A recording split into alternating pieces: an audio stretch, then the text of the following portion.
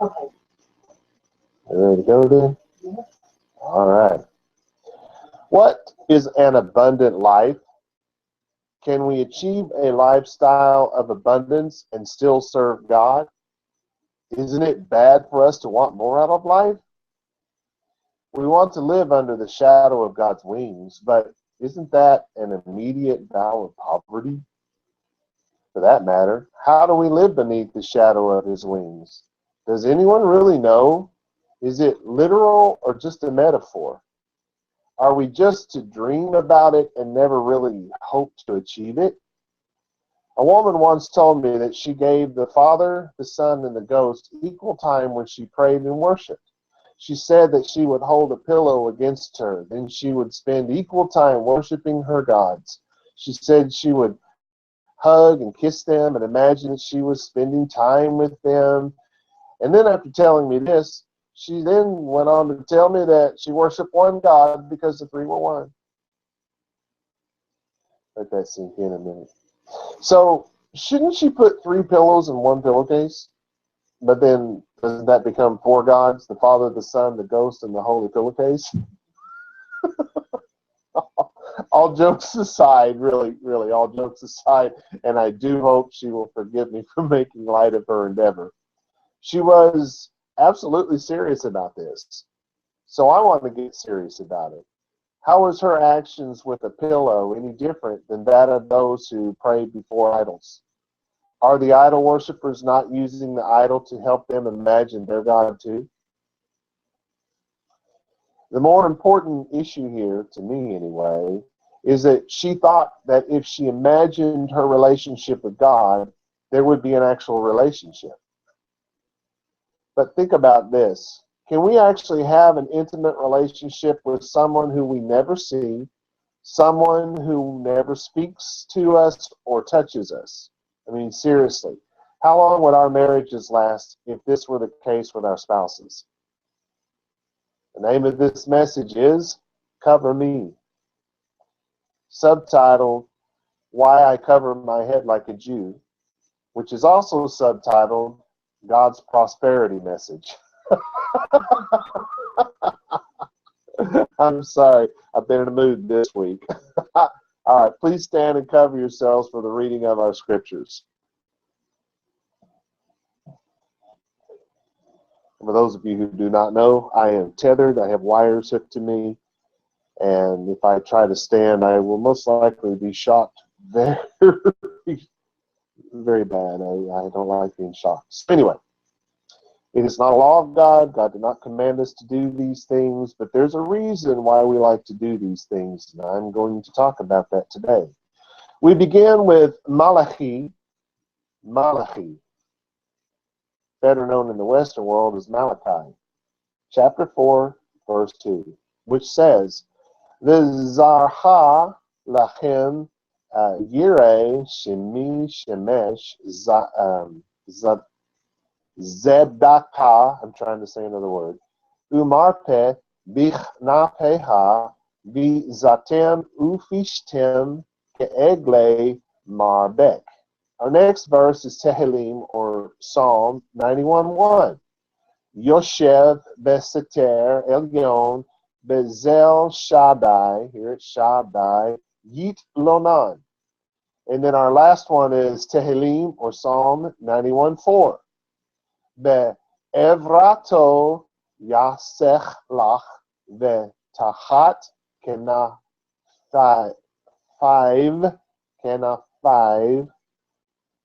again, trying to say the wrong word, techshe zina ve'sochera amito. All right, so you may be seated.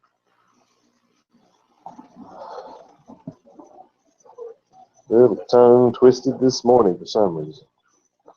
All right, Glam Squad, am I pretty? Don't answer that. Here we go. You all right? Okay. We begin with Malachi. Remember, that's Malachi, chapter 4, verse 2. Our first word is V'zarha. It means and arise. It is from Zarach, which is to rise. It is used of the sun. It properly means to scatter rays. Think about that. It's the scattering of the rays just as the sun comes over the horizon. It is figuratively applied of a child breaking forth from the womb. This is very important. Figuratively applied to a child breaking forth from the womb, of a child being born. It's also used of a plant springing up, breaking through the ground as it first comes up. Keep that in mind. Then it says lachem, which is to you. Then it says yireh. They fear. Literally, it's fear they, because they say it right. We say it backwards. We say they fear. But it's from yara, which is properly, it is to tremble. And so it's tied to the idea of fear, to be afraid. It's like your knees are knocking together because you're so scared and you're shaking and you're scared. To fear someone or something.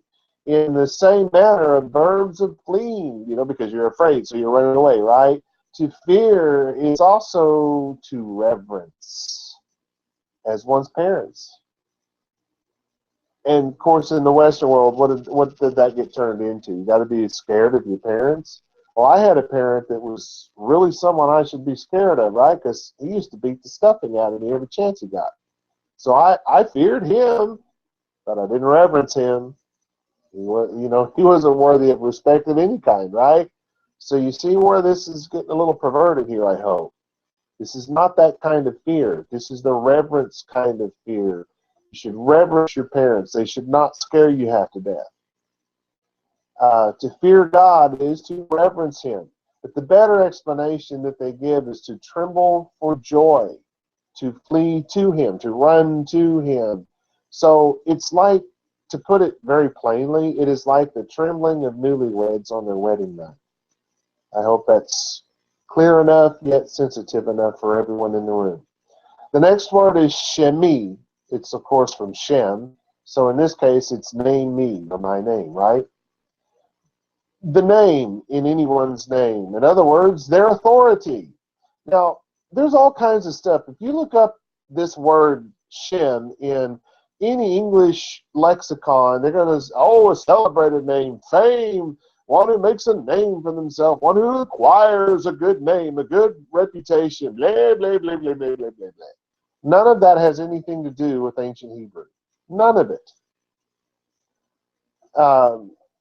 There's a note here that I stole from the Strong's Concordance, of all places, because I really have no respect for the Strong's Concordance. Not because James Strong's is a bonehead, which I think he was, but I have no respect for it because when the book came out, it was like 1.5 feet thick. I mean, it was a huge book, right? And I've been looking for one for years. Can't find one.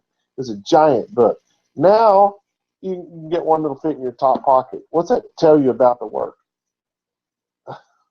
Even one that's, this thick, you have a piece of junk. Throw it away. It's not worth anything. The only thing I use the Strong's Concordance for is the numbers. But in spite of that, I found something I thought interesting. He said, by usage, chiefly Hebraistic. The name is used for everything which the name covers, everything the thought or feeling of which is roused in the mind by mentioning, hearing, remembering. Well, he's still not exactly there, but he's headed in the right direction because here's another note, which comes from my translation, my lexicon. In English is found a derivative of the usage of the word name, being used for authority. Stop in the name, stop in the authority of the law. They're not telling you to stop because his name is law, right? His authority. The law has given him the authority to tell you to stop, and you are under that authority, and you have to stop. If you do not stop, he has then the authority to chase you down, knock you to the ground, and beat the stuff. No, that's not how it goes. But he does have the right to chase you down and put you in handcuffs now because you're resisting arrest, right? So that's the authority. Stop in the name of the law. We're talking authority. To the ancient Hebrews, to the pre-Hellenization period, the Torah was the authority. The Torah was the name of God. See, in our Western minds, we think, oh no, his name is Jehovah Jireh. His name is Yahweh. No, God's name, his authority is Torah. All right, so the next word is shemesh. That's the sun. The sun, they say battlements, as if suns or sunbeams. I don't really know what that means. Because the shemesh literally is about fire. Shemesh, it even mimics the sound. It's the sun. But it says the son of Zedekiah. I kept trying to say Zedekiah a while ago. I couldn't say Zedekiah for some reason. But anyway, the same word. It's righteousness. It's rectitude, right. It's of just measure. Because the image behind this word is a scale. That's what you call it, right? When you put the weight on one side, and then you put your gold or your silver or whatever, your wheat or whatever it is that you're weighing out, right? So and when it comes even, that's called justice.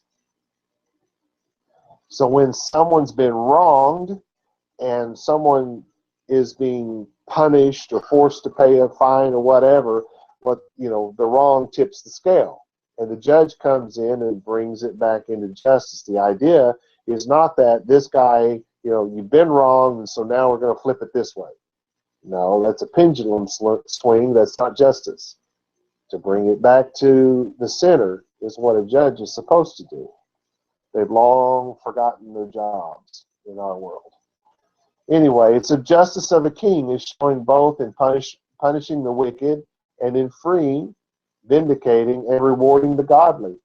It's of things that are done justly. It's to aid someone. It's a victory. Victory is supposed to bring justice in the biblical world. Victory was not supposed to be about annihilation. It was supposed to be about bringing things back to where they're supposed to be.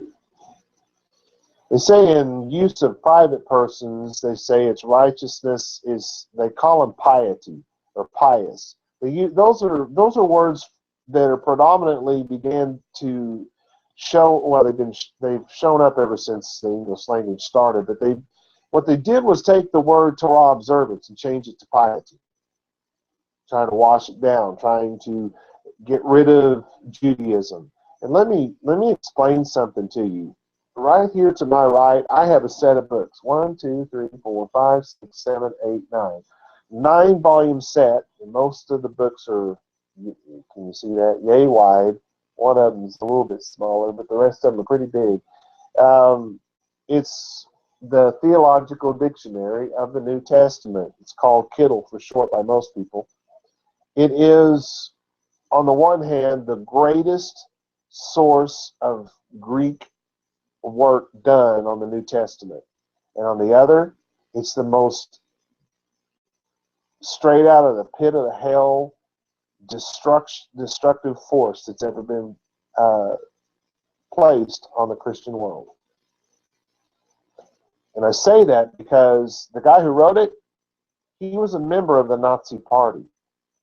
His complaint about the Nazi Party was that they were not killing off the Jews in an efficient manner. It was costing too much money and it was taking too much time. That was that man's complaint, the guy who wrote the #1 source of understanding the New Testament that we have in the Western world.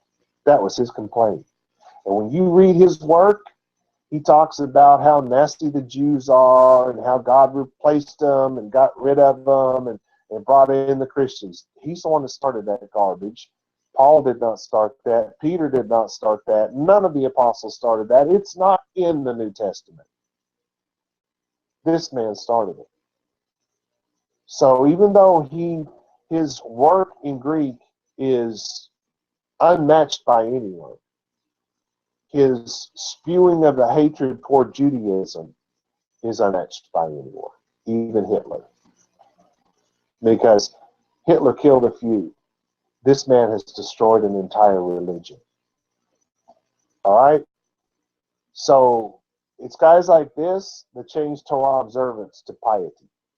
Of course, that was going on way before his time, but, this is what they do.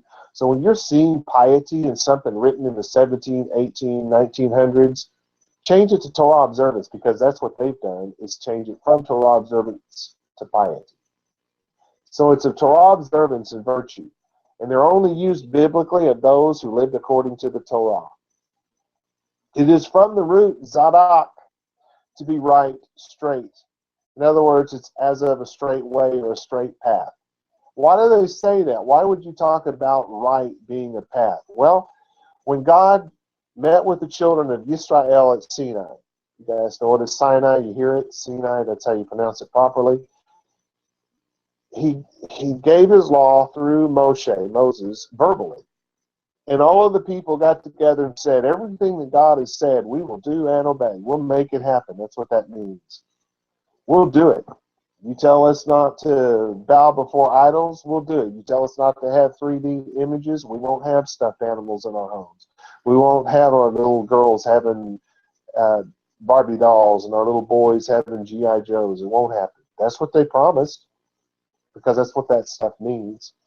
And it just in the Ten Commandments itself, there's a promise that we'll live according to all of God's laws, not just the 10. I mean, I've gone over this before. But they agreed to it. And so Moses, he goes up to the hill and he starts chiseling it in stone. Now, this is going to take a while. It took about 40 days and 40 nights to be exact. That's a slow process. So he chisels it all out and gets it all out. Or actually, the first time that was God that did it, right? So they were just hanging out, people. Can you imagine? Just hanging out, you and God, 40 days, 40 nights, 3 on the rest of them. Wow, that's incredible, right? But God says to him, whoa, Moshe, you better step back. I'm getting pretty boiling mad, and I'm afraid you'll get killed. So you get out of my perimeter here. Let's not get you killed. I'm going to kill them all. Moshe's like, God, what's got you so upset? Come on now. Get real. Don't get so mad. And God said, they've turned from the way. They have turned from the path. What was the path? What had just happened? What is he talking about? They said they would live by the law, all of God's law. And within 40 days and 40 nights, they had already made themselves a golden cow. So now they have a 3D image. They bowed down to it. They even called that cow by God's name. Wow. 40 days. Less than 40 days. Right about a month was all it took. The path. So when they talk about the path in the Bible, that's the path they're talking about. The Torah is the path. Yeshua said, I am the way, the path, the truth, and the life. He is the Torah. Shouldn't surprise anybody. All right, so they use it of a lance because the path is supposed to be a straight one, be true and sincere, to be just and righteous. Of course, that's based on what? The Torah, because that's the path. To have a just cause is going to be based on what? The Torah, because that's the path. It's opposite of having an unjust path. So if you're not basing it on the Torah, you're an unjust person, no matter how good you think you are. It's to speak the truth, because the Torah commands us to speak the truth. It's what is right among people who are arguing. There's going to be something in this argument that's going to be right, and that's the one that's going to be in line with Torah. It's pretty easy to settle an argument when you go pull open the Torah and see what it says, right? And everybody just follows that. That's the way it ought to be. To attain one's cause, to be upright, righteous in the eyes of God. And again, that's going to be according to the Torah. So here's a note. The biblical Hebrews ascribe to a just man, a man who lives according to the laws contained within the Torah. They ascribe to a guy who lives Torah observance. They ascribe to him benignity and liberality. So what's that one?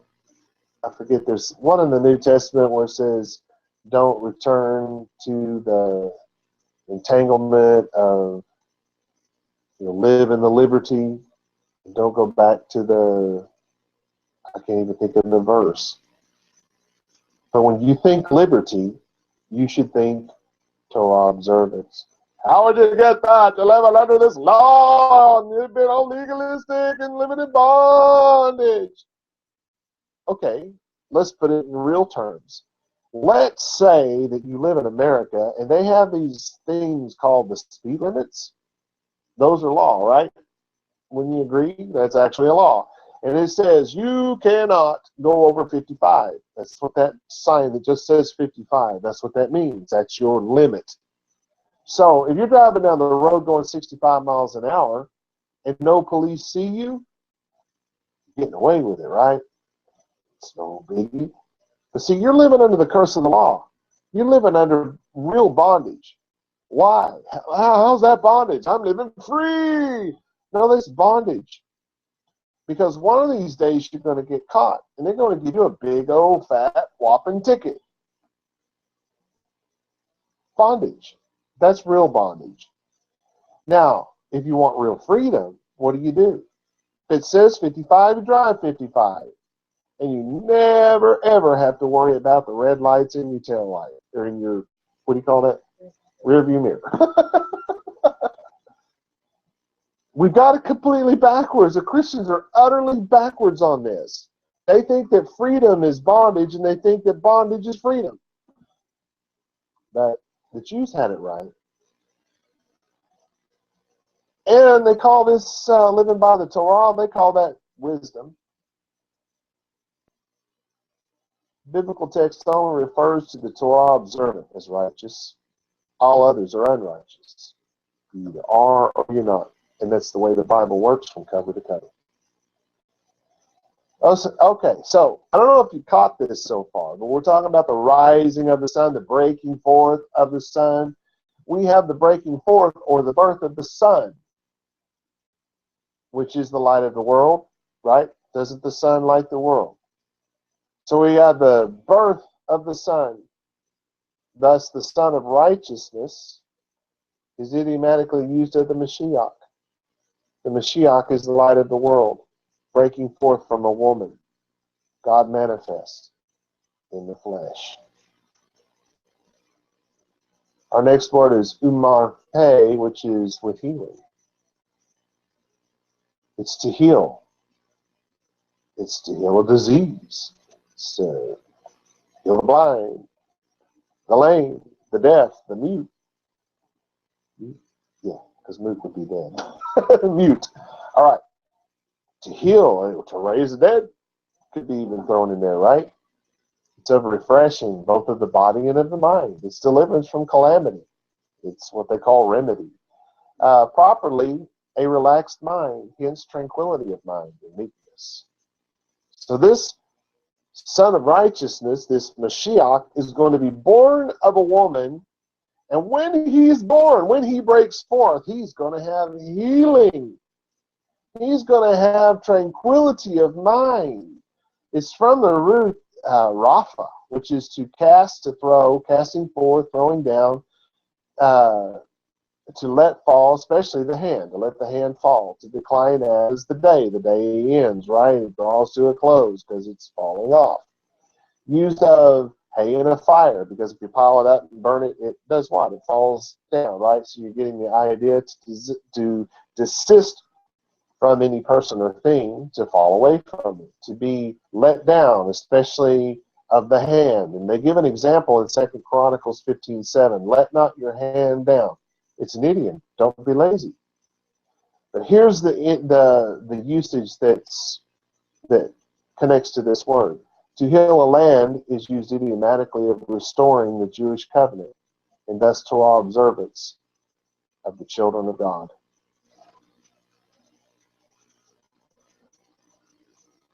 Our next word is bichnapeha, which is in wings. It's from the word kanaf. You need to remember kanaf. It's very important to this message. It's a wing, so called from its covering, poetically used of a bird. Also used poetically, the wings of the wind, the wings of the morning, on account of the rapidity or the rapidness of the moving of the winds in the morning, because they're gone in a hurry, right? Often used of care and protection. The edge or extremity of a garment. Oop, my other one fell, didn't it? Can somebody toss that at me? The edge or the extremity of a garment. See the corner, the edge or extremity of a garment. It's called the skirt in the English Bible because it's the skirt, the edge. It's not like a skirt like a woman wears to go dancing. It's the skirt, like the skirting on the end of your couch. It's the edge of a tunic. Here's a note. Taken from the Orientals, having been accustomed at night to wrap themselves in their outer garments. This thing that I have on over my clothing, they wore these over the top of that, and at night they wrapped themselves up in it to stay warm. But it's also used of the edge of a bed covering.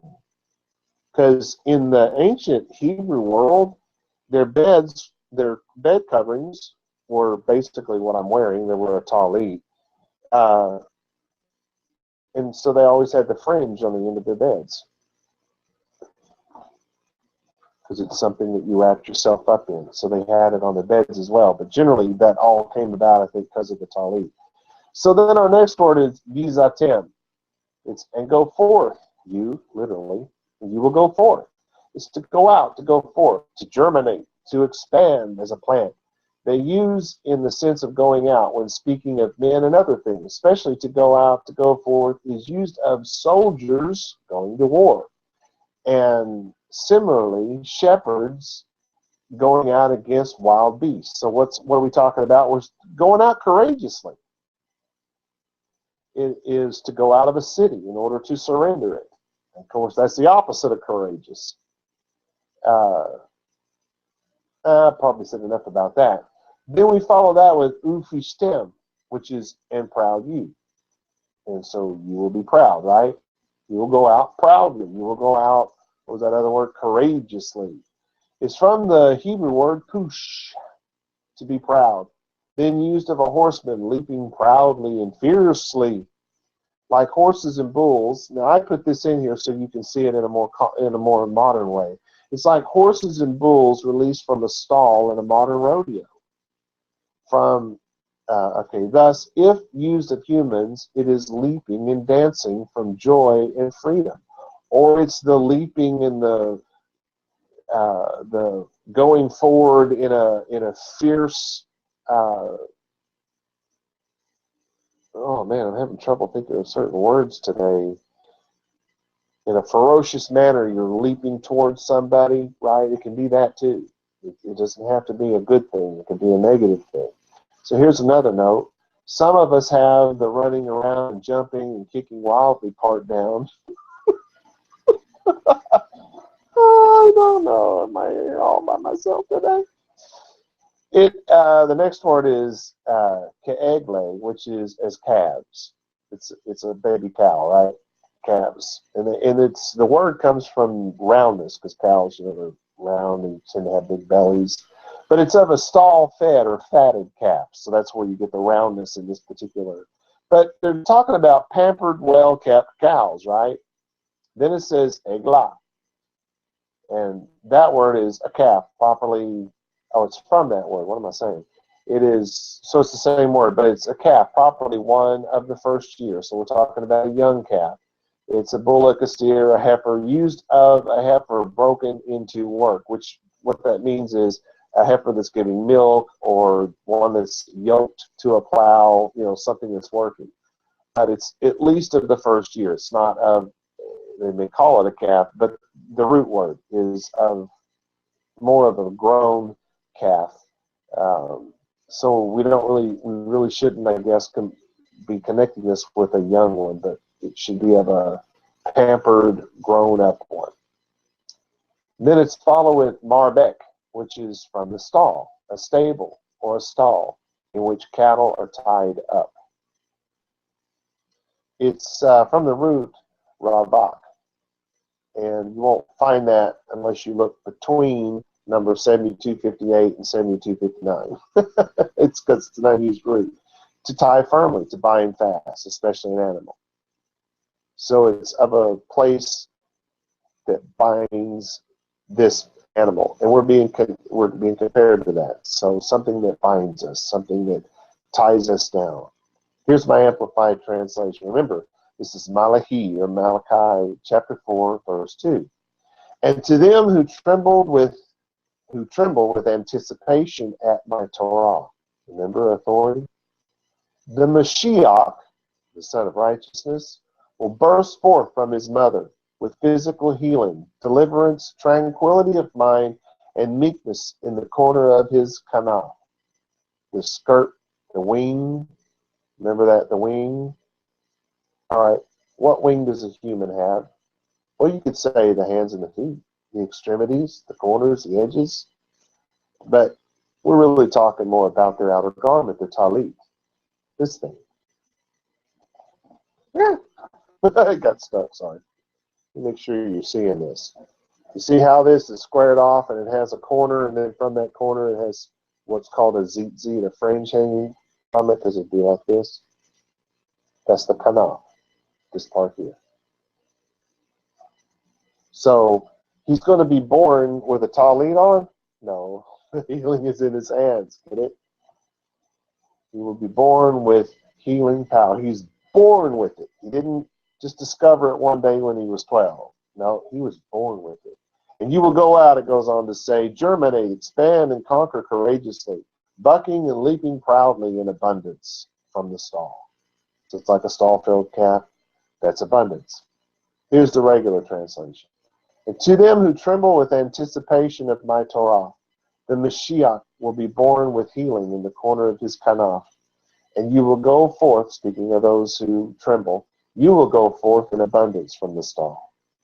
And you realize this is all very idiomatic, right? Those who tremble like newlyweds on their wedding night because of the Torah. Just get you. Just thinking about it. Just talking about it. Just hearing about it just makes you tremble. They will be pampered, full of abundance, satisfied and freed from that which binds them. Going out of the stall. They leap and jump for joy with ferocity. This is known as an abundant life. So, if you want to live an abundant life, you might want to stop giving all your hard-earned money to the televangelists who are now competing over how many of them are and or will be billionaires. And that's billion with a B. And maybe start trembling like a married couple on your wedding night over God's law. Now, the Sepharim, I'm being shocked, sorry. The Sepharim Shelahim say something about this verse. Yeah, it does. It's found in the letter they call Mark in chapter 5. It's verses 25 through 30. This is my translation of the Greek text. Verse 25. And a woman which had a flow of blood 12 years. So we're talking about the woman with the issue of blood. And suffered many things of many physicians, and spent all that she had and did not benefit, but became much worse. So she takes all of the money that she has. She's obviously a widow, because in their world she wouldn't have money otherwise, because this is, by the way, a Jewish woman. So she's got all the money that's been left to her. She's spent it all. She's gone to every, supposed faith healer that there was in their time period, and all she did was get worse. When she heard of Yeshua, she came in the crowd from behind and touched the zizi of his talit. For she said, she's thinking, it's not literally. In the Hebrews, they say, and he said, and it's really, and he thought. So she thought to herself, if I can but just touch his talit, I will be whole.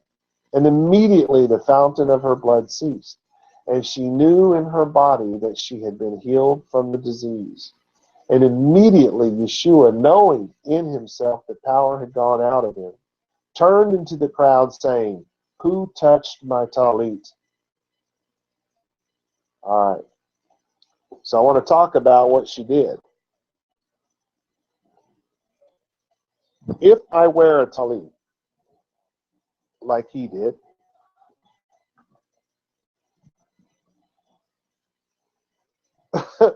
does this not, oops, wrong one. Does this not look like a wing? Like a bird's wing?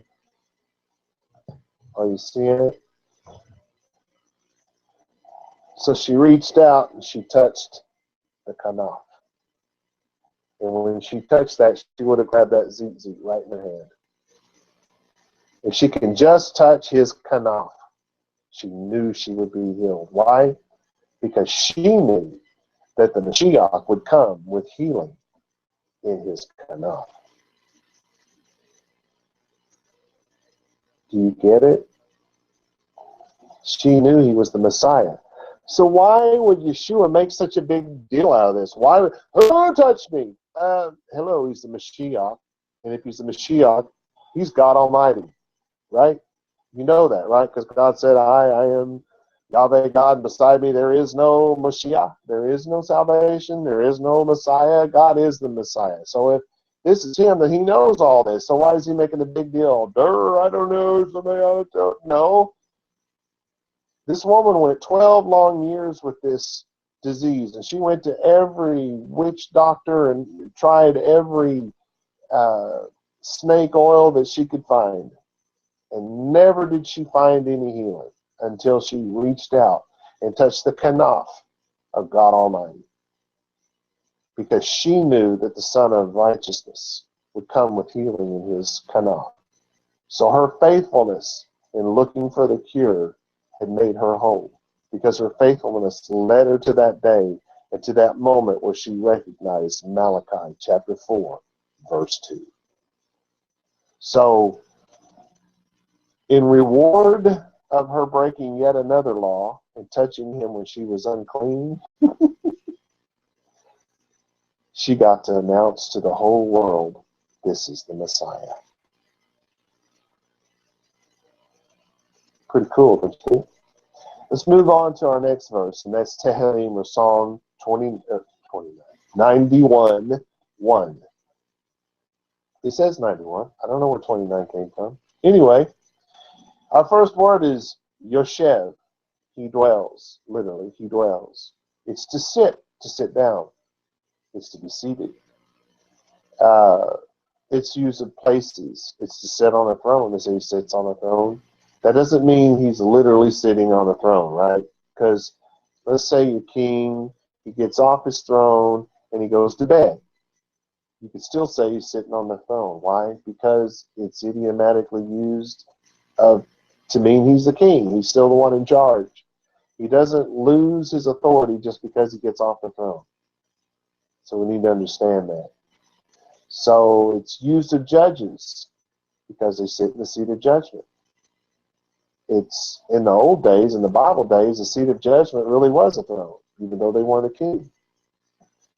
But it's also used of those who lie in wait for others because they're sitting on the seat of wickedness. It's used of mourners because they sit idly. It's used of people who are slothful because they're sitting idly and doing nothing. Mourners, sit and cry and stuff like that. So there's idle, but it's not connected to being lazy. It's to remain, to abide, to dwell in, to inhabit, to be inhabited as a place or a city. Okay. Beseter is your next word. In secret place, literally. It's from Sitra. In the explanation that's given, it's number 1. It's not number 2. It's a hiding, hence something secret, clandestine, hidden, secretly, privately, especially a veil, a covering, a curtain, protection and defense. Number 2 is protection. It's from the root satar. It's a secret or hidden, something hidden. It's absent from sight. It's to hide. It's only used in what they call, in Hebrew, call. It's only used once in the root, and that's in Proverbs 22:3. The rest of the time, it's used in Nephal, which is the case here. So it's to be hidden, to lie hidden from anyone. It's to be ignorant. You have no knowledge of it because it's hidden from you. That's Nephal, and that's the way this is used. Then it says Elyon, and that is literally, it means most high. It's what is high, what is the highest. Something set in an elevated place and made an example of punishment to men. I don't know why they said that. It's what's supreme, what's high. It's used of God, obviously. It's from the root Allah. You heard me right. Allah. To go up, to be high, lifted up, also to go up. It is very often used in speaking of those who go from a lower region to a higher, metaphorically, to increase, to become strong. A garment, when put on, is said to go up, because it goes upon. Up and upon are basically the same thing in Hebrew. A razor, when used for the head, it goes on, it goes above, it goes to the highest place, because generally if your hands aren't up here, your head is the highest place. Things that are carried away, like a bird carrying off its prey, it's lifted up. Anyway, the zel, it's under shadow. Zel is a shadow. It's used of anything fleeing or fleeting and transient. It's of a roof which affords a shade and protection, hence used for protection and defense, preserving sometimes, however, the image of a shadow.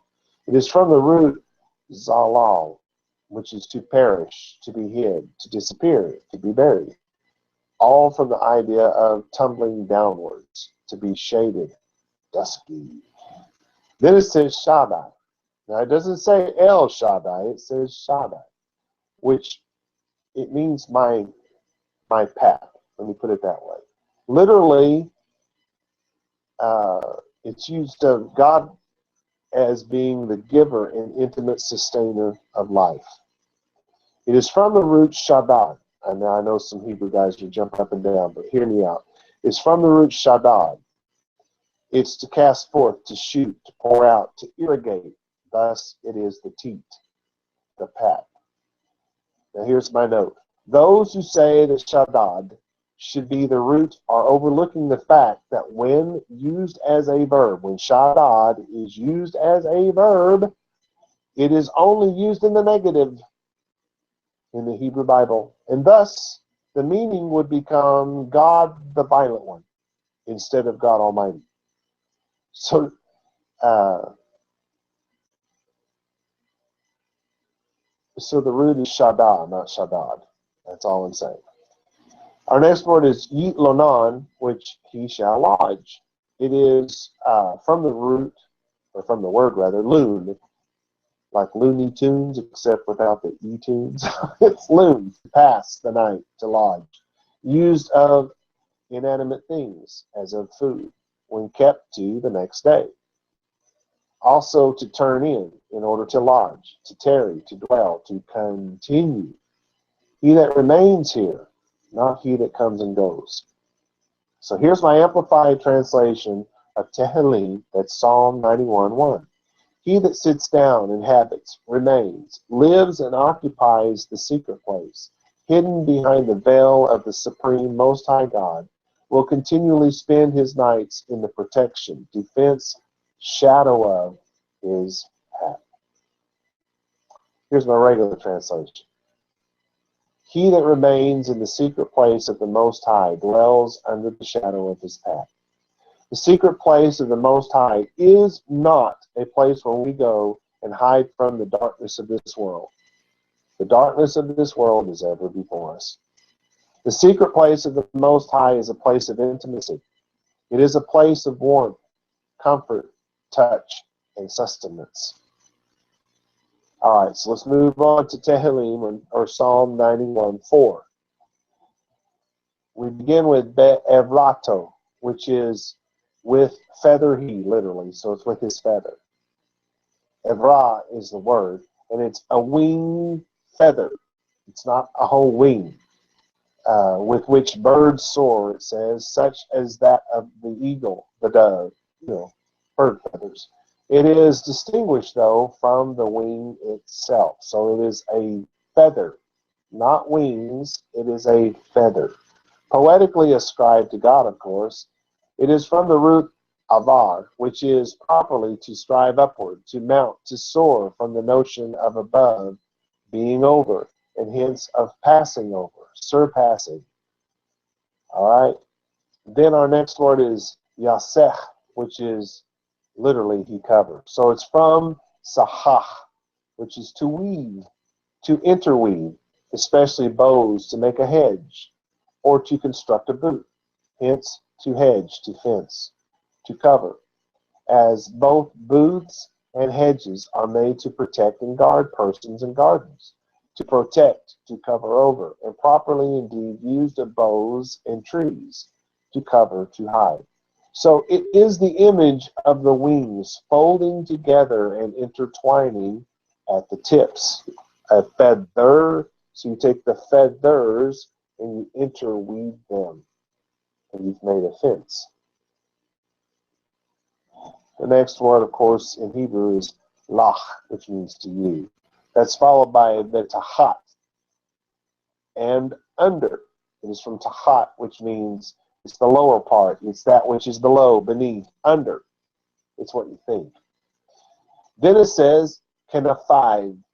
Kanafai. Do you hear kanaf? You should.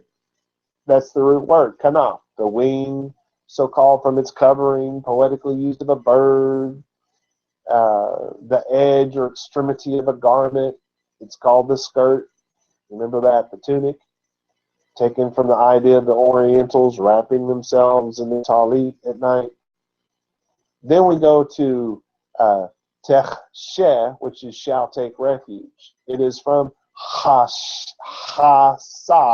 I'm trying to put an extra letter there that doesn't go.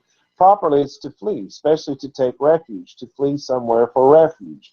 We think of to flee as running away from something, but to flee is also to run to something. And so this is running to a safe place. That's what this word means. There's a grammar rule here when followed by a date, which of course it is here, of the place as under the shadow or under the protection of someone. It's the place where that takes place. It's under the shadow of the wings of God. And they say, hence, it's to trust him. Trust him enough that when you're in trouble, you run to him, which is not what most people do. When they get in trouble, they run from him. But if you trust God, you run to him. Then it's zina, which is a shield. But listen, this word it means thorn, used of hedges made of thorns. Used of hedges made of thorns. Used figuratively in hooks, a shield of a larger kind, covering the whole of the soldier. We use it of cooling refreshment as well. It's from the root zavan, which is to be sharp, to prick, hence a thorn. Thorns, they protect. The thorns protect, right? So if you were to take the thorns and you were to weave them together, what would you get? Like a crown of thorns? So if you tremble at God's law, if God's law is written on your heart and mind, what protects it? Crown of thorns? There's a reason why it was a crown of thorns. It was just an image that was given. Our next word is Vesochera, which is an fortress, shield, so-called from surrounding, defending. It's a tower or a fortress. Then it says Amito, which is truth, he literally, or his truth. It's from firmness, stability, perpetuity, also security, faithfulness, fidelity, in which anyone is consistent and performs promises. It's to be honest. It's of uprightness, integrity of mind, especially it is integrity of a judge, someone who is a just judge, not a bad one. Truth, opposite to falsehood. It's applied to the Torah, the Word of God, and thus often used for his true doctrine and worship according to it. So worship is supposed to be according to the Torah. Here's my amplified translation. Remember, we're on Tehillim or Psalm 91:4. He will create a hedge by interweaving his feathers all around you. And under his outer garment, his talit, his bed covering, you will hastily flee for refuge. He will be a shield that covers your whole body. Your firmness, stability, faithfulness, fidelity, righteousness, and integrity will surround you like a towering fortress. Here's my regular translation. He will interweave his feathers around you, and under his garment you will flee. His truth will shield you like a fortress. So, the Torah gives us the boundaries here on earth. When we stay within the boundaries, we are protected by his word. When we cross those boundaries, the Torah tells us how to find our way back. Staying within our boundaries will keep us under the shadow of his chest, safely protected by the fortress of his wings. God breathed Torah into the mouth of man, and man was instantly alive. Choose life, live according to the law, choose life. God breathed the breath of life into man. God breathed Torah into the mouth of man, and man was instantly alive. Man can choose to live in the darkness of this world. He can choose to be dead in his Torah rebellion. But he can also choose to live within the boundaries of the Torah. He can choose the life which God blows into every man, woman, and child willing to obey his word. The best part is that when we obey his law, it protects us against the attacks of evil and against our own selfish desires. Thus, living according to God's law places us under the protection of his wings. Why is it so hard to see that real intimacy with God is found in learning and living out God's law? His law teaches us who he really is, what he wants from us, and what he wants for us. I think that maybe a couple of words and thoughts from Ruth. You probably know it as Ruth, but her name is Ruth. Chapter 3, verse 9 will help drive this message home to those who are looking for real intimacy with God, those who are tired of an imaginary relationship. Ruth 3:9, in it says, and he said, who you? Because in Hebrew, that's literally what he said, who you. So we would say what? Who are you? Then it says, and she said, I Ruth. We would say, I am Ruth. She said, I am Ruth, your maidservant. Spread your outer garment over your maidservant, for you are my redeemer. That's what she said, right? What's that mean? I don't know. She used the word, very literally, the exact word she used was kenafecha, your wing. It's from kanaf. It's a wing, so called from its covering, poetically used of a bird. It's often used to care of protection, the edge or extremity of a garment. It's called the skirt in English, the edge of a tunic or the edge, the corner of a talit, taken from the idea of Orientals wrapping themselves in it. But now let me add something that I've left out all of this time. Let me add something Jacinius Lexicon said that I've saved for now. In Ruth 3:9, that Jacinius said, here's what he said. Spread your tunic over your handmaid. It says I.E. comma. Then it says in quotes, take me to your bed as your wife. Spread your tunic over your handmaid. Spread your kanaf over your handmaid was her way of saying, take me into your bed. Yes, folks, they did the very thing we teach our kids not to do until they are married. Of course, these were widowed adults, not unmarried teens. I hope that was sensitive enough for everyone. Keep in mind, Ruth and Boaz were not married when this event took place. She snuck off just before sunrise the next morning, and Boaz told her that he might not be able to purchase Naomi's field. Remember that? If he couldn't, they would not be able to get married, even though they had technically entered into the marriage covenant that night. Also, Ruth was called a virtuous woman just 2 verses later. And she said, take me under your kanaf because you are the Goel, you are the kinsman redeemers from Gaal, which is to redeem, to buy back as a field or a farm that was sold. So what happened was Naomi and her husband sold their land and went to Moab, which is against God's law. In Moab, their 2 sons married 2 women. both sons died, and Naomi's husband died. So all that was left was Naomi and her two daughter-in-laws. Naomi told the two daughter-in-laws, go back to Moab, I'm going back to Israel, I'm going back to Jerusalem. And so one of them said, okay, cool, and she left. The other one, her name was Ruth, and she said, and I know in the English Bibles, they all say, your God will be my God, and your people will be my, that's not what it says in Hebrew. It says, your God is my God, your people are my people. She converted to Judaism when she married that man. So she needed to go to Israel. She didn't belong in Moab. So they come back, and they have no home. They have no help. There's nobody there to support them. So when they find out that Boaz is actually related to them, she says, "Take me as your wife." In other words, you have to buy back Naomi's property that was sold. You have to buy that back so that I can be your wife. And he says to her, I want to. I'm more than willing to. Got plenty of money. That isn't the issue.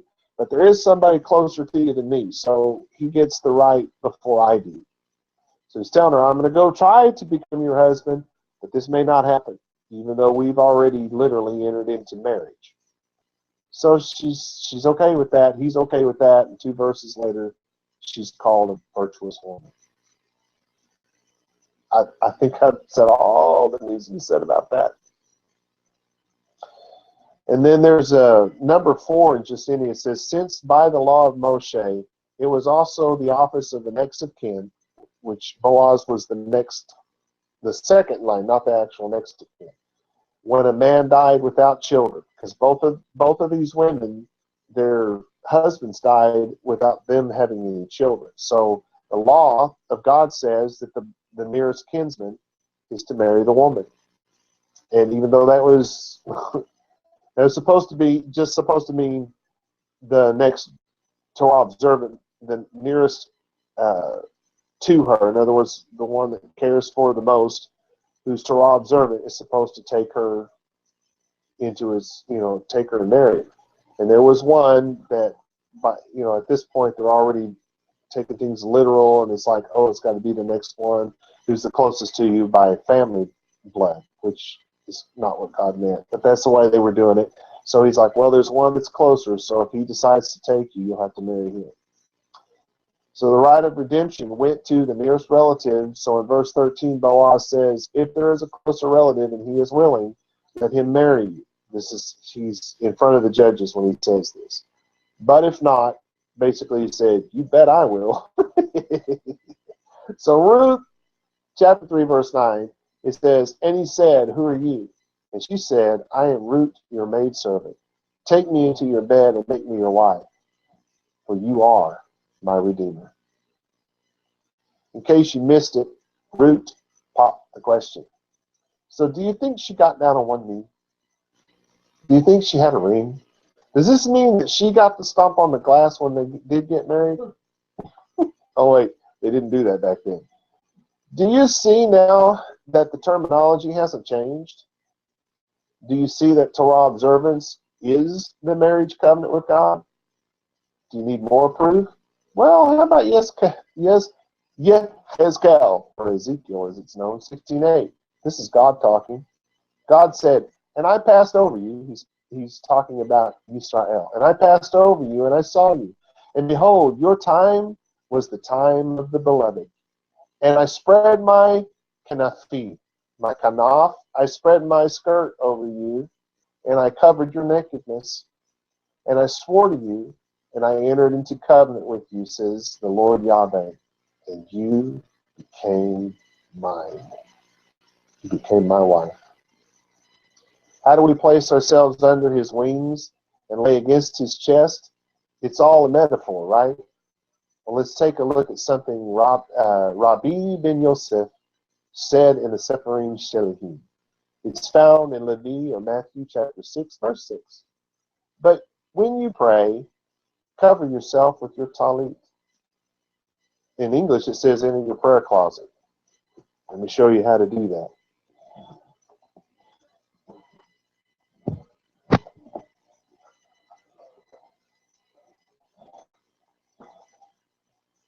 I am now in my prayer closet. And it says, and shut the world out. Literally in your book it says, and shut the door. I just shut the door.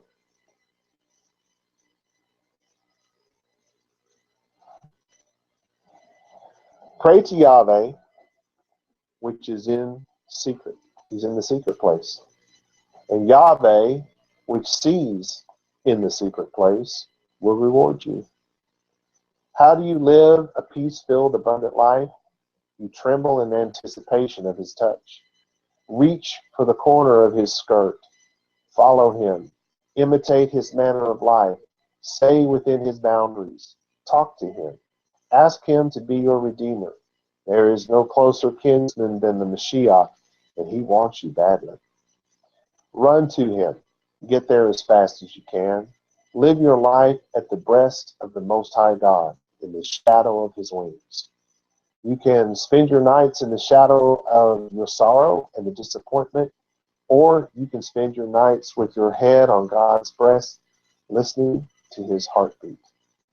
But you'll never get there imagining a relationship with him through pillows, stones, wood, clay, or even candles with images on them. Idol worship is a complete perversion of real intimacy. Real intimacy comes from a right knowledge of God, which is knowledge of Torah and obedience to it. Do this and you'll hear God's voice in his Torah. Do this and you'll feel God's touch in your tears, in your sorrow, in your lost dreams. But you also feel his touch in your laughter, your joy, your hope. Do this and you'll live an abundant life without guilt from wealth acquired righteously, because you won't acquire it unrighteously. You'll do it righteously like Job, Shlomo, and Shemuel, like Job, Solomon, and Samuel. I couldn't think of the English names. Or even if you are too broke to pay attention. It won't matter if you're rich or you're poor. It will not make any difference because it doesn't have anything to do with it.